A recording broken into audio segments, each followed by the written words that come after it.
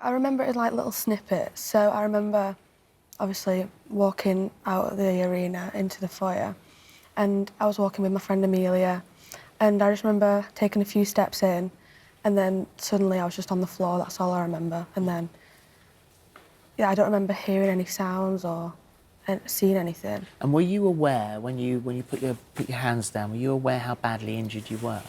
No, I remember when I did like touch my legs and stuff, I felt a lot of blood, like my hands were wet, and I could visibly see like red blood on my hands, and I saw quite a lot of holes in my jeans, and yeah. And this was shrapnel that had gone into various parts of your body. The most severe on the scene at the time was that one had severed the main artery of your leg. Yeah, that's right. And actually, if it hadn't been for two gentlemen on the scene at that moment, then it's a very high possibility you might not be here today. And one of your overriding feelings was this pressure in your foot. You could feel like your shoe was tight and you wanted them to take your shoe off. Yeah, I remember saying to them when I was lying down in the concourse, my feet are like pounding, like I felt a lot of pressure in my feet, and I was asking them to take my shoes off, but they kept saying, no, we can't take your shoes off, you know, you'll be fine, like trying to calm me down. But luckily, you know, if they had taken my shoes off, I probably would have bled to death. Well, they were John Clarkson and Paul Worsley, who kept you alive, saved your life, or the beginning of the team that saved your life. And how long were you in hospital for?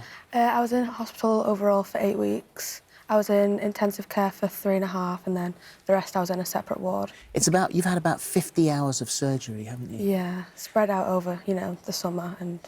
But you're an extraordinary girl because you've come through all of that. And I mean, there was a big possibility at the beginning of all of this that you wouldn't be able to walk again. No. And we can see you've got your crutch. You've just walked in here. Yeah. How are you doing? I'm doing a lot better now. I had an external fixator on my ankle. I had that on for about 10 months, so from June to just the end of March. Yeah. And, yeah, I had that off, and now it's just a case of learning to walk again. And what about you, Lucy? What do you remember of that night? I remember Millie, sorry, Millie. I remember kind of the same as what Lucy said, how I just remember coming out and seeing my dad, and then all of a sudden we were just like on the floor, and then like the room went like really smoky, and I just remember running over to my dad. I don't really remember how I got out, because I think I must have passed out like on the way out while my dad was carrying me. But and what sort of injuries did you sustain? So I had about 8 injuries overall. The majority of them were like on my legs. I had one on my arm and one on my eye.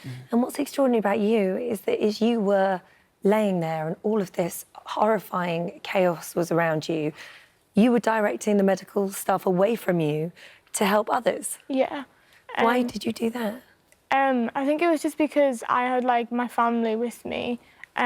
And I had a man with me as well called Matthew Smith who like helped me like out on the night as well. And it was just like hearing like kids that were like younger than me like clearly in like a lot of pain. And so I just thought that other people needed more help than what I did. Well, there was, I mean, you're both remarkable, as are, you know, as everyone who was caught up in that, whether they were victims or people who went to help, you know, just summoned up. And we're going to talk in a moment, Phil, about how the effects it can even affect the psychology of a dog. You'll be amazed at that. We'll talk about that in just a second. But you actually, everybody rallies around, everyone helps. Hashtag get Harry to Millie. And so you met her. Yeah, I met her at the Wand of Manchester concert afterwards. And what was that like? It was unbelievable. It was absolutely incredible. What did she say to you about what had happened? She was just saying that she was just really sorry. She was just filled with like a lot of guilt. But she was just a really down-to-earth person. And we are coming up to the year anniversary of that horrible night. How does that affect you, both of you, really? Is it more on your mind now? Well, there's not a day that goes by that I don't think about it. But I think just knowing that it's like the anniversary is going to make it a bit more difficult. But... And you have both been back, haven't you? Yeah. And for you, Lucy, Charlotte and Becky, the intensive care nurses. Yeah, what were they like? Just amazing. They just helped me the whole way, you know, through intensive care, because obviously I was in an induced sleep for about 10 days. And then when I came out of it, they were just there for me all the time, whatever I needed. They wanted to say hello today, so hi, ladies. Hi. Hi. Surprise. So what's she like? I mean, she's sitting here. She's all calm. She's all collected. She's quiet. You know, what's she like to look after? None of them. No. She's amazing. Yeah, She was fantastic. Absolutely fantastic, an absolute treasure to look after as well. She just got on with everything. She's so positive. She has such a positive attitude.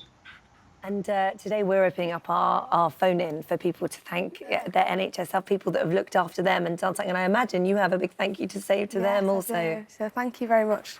It's, I really appreciate it for everything you've done for me.